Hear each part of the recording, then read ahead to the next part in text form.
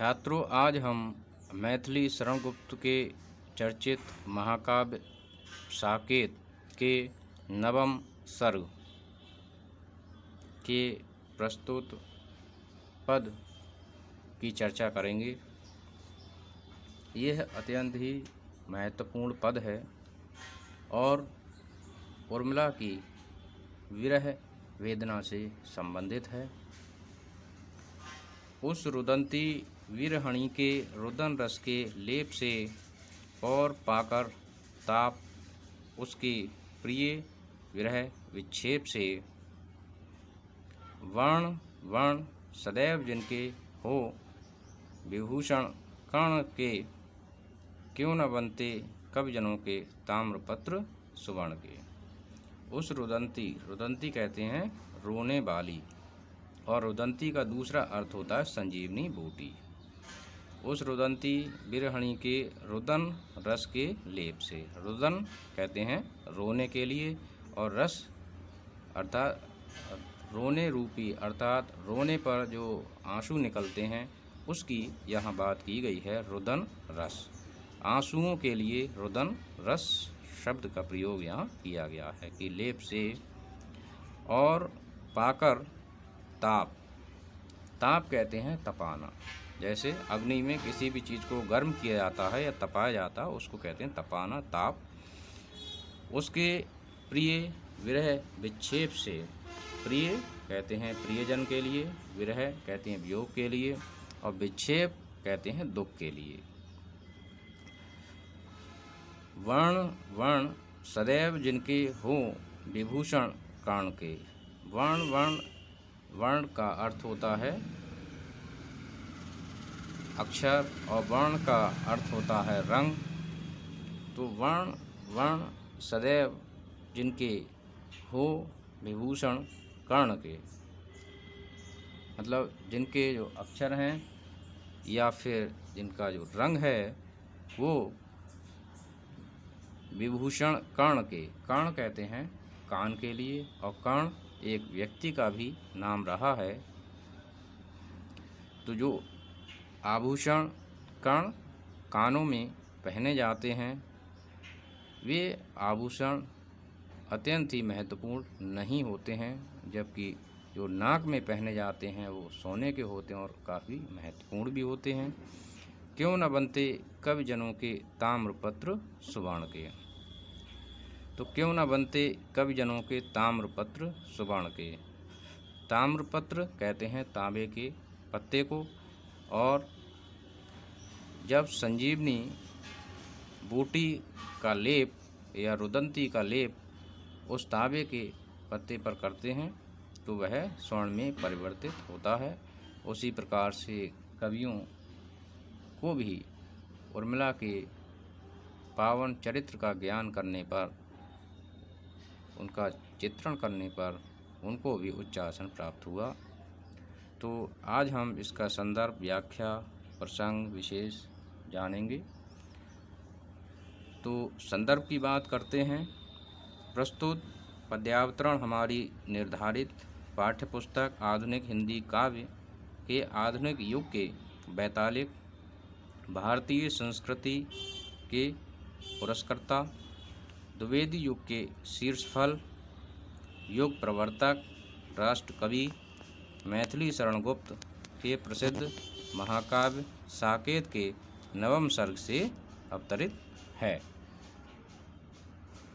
इसका प्रसंग, कवि का मानना है कि जिन कवियों ने विरहणी उर्मिला के पावन चरित्र का चित्रण किया है उन्हें विशेष सम्मान प्राप्त हुआ है। अब हम इसकी व्याख्या करते हैं। अभी हमने इसका अर्थ समझा इससे पहले, इसके बाद हम इसकी व्याख्या करते हैं कि जिस प्रकार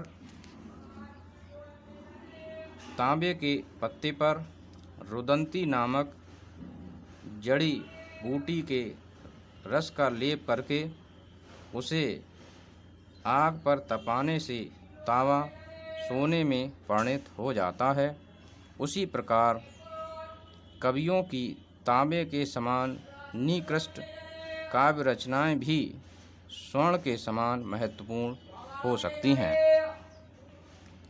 जो उर्मिला रूपी रुदंती लता के आंसू रूपी रस का अपनी काव्य रचनाओं में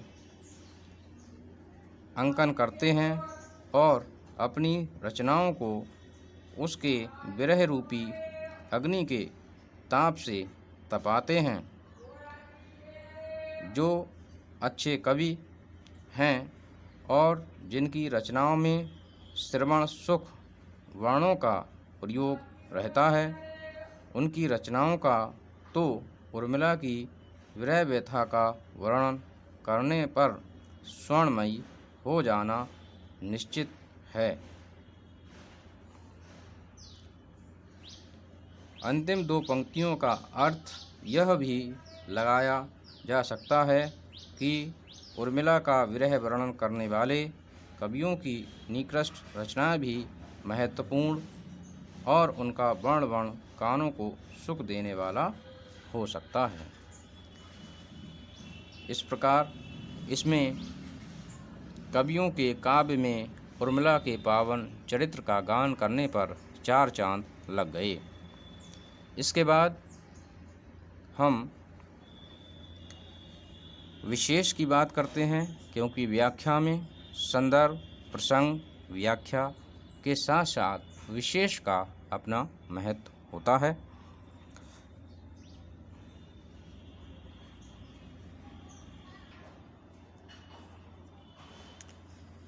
तो विशेष में सबसे पहला बिंदु कवि की बहुज्ञता प्रकट हुई है। उसके लिए विभिन्न क्षेत्रों का ज्ञान है। नंबर 2, विरह काव्य प्रभावशाली होता है। नंबर 3, उर्मिला की विरह वेदना प्रकट हुई है। नंबर 4, रुदंती पारस पत्थर के समान है, क्योंकि काव्य में पारस पत्थर की भी चर्चा हुई है। जिस प्रकार से पारस पत्थर के संपर्क में आने पर लोहा सोने में परिवर्तित हो जाता है, उसी प्रकार से रुदंती नामक जड़ी बूटी के लेप से तांबे का रूप परिवर्तित कर सोने में बदल दिया जाता है। रुदंती नायिका के लिए अत्यंत ही महत्वपूर्ण प्रतीक और शब्द को कवि ने चुना है। इसके बाद हम बात करते हैं भाषा की। भाषा इसमें खड़ी बोली हिंदी है। इसकी शैली श्लेषात्मक और संश्लिष्ट है। रस इसमें करुण है। गुण इसमें माधुर्य है। छंद इसमें गीतिका है। गीतिका छंद में 4 पंक्तियां होती हैं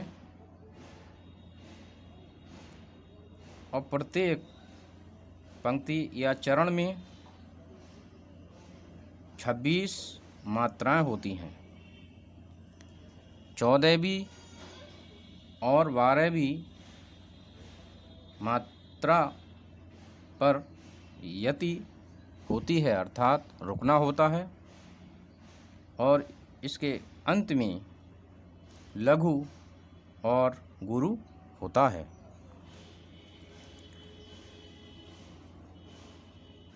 इसके बाद अलंकार की बात करते हैं तो इसमें रूपक, काकु, वक्रोक्ति, श्लेष के साथ ही अनुप्रास अलंकार भी देखने को मिलता है। रूपक अलंकार काव्य में वहाँ पाया जाता है जहाँ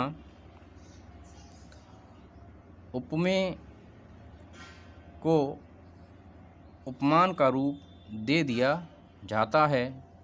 ऐसी स्थिति में रूपक अलंकार होता है। इसमें रुदन रस, विरहणी के रुदन रस में रूपक अलंकार देखने को मिलता है। इसके बाद हम बात करते हैं काकु वक्रोक्ति। काकु वक्रोक्ति अलंकार काव्य में वहाँ होता है जहाँ पर वक्ता के अर्थ का कहने का जो आशय होता है उसके स्थान पर श्रोता कोई दूसरा अर्थ ही लगाता है। ऐसी स्थिति में काकु वक्रोक्ति होता है। उसकी कहने की शैली इस प्रकार की होती है जैसे कि वर्ण वर्ण सदैव जिनके हों विभूषण कर्ण के, और क्यों न बनते कवियों के ताम्रपत्र सुवर्ण के, कि क्यों न बनते कवियों के ताम्रपत्र, तांबे के पत्ते के समान निकृष्ट जो रचनाएं हैं उनकी वो सोने के समान क्यों न बनती, अर्थात जरूर बनती। यहाँ इसलिए काकु वक्रोक्ति है। इसके बाद श्लेष अलंकार।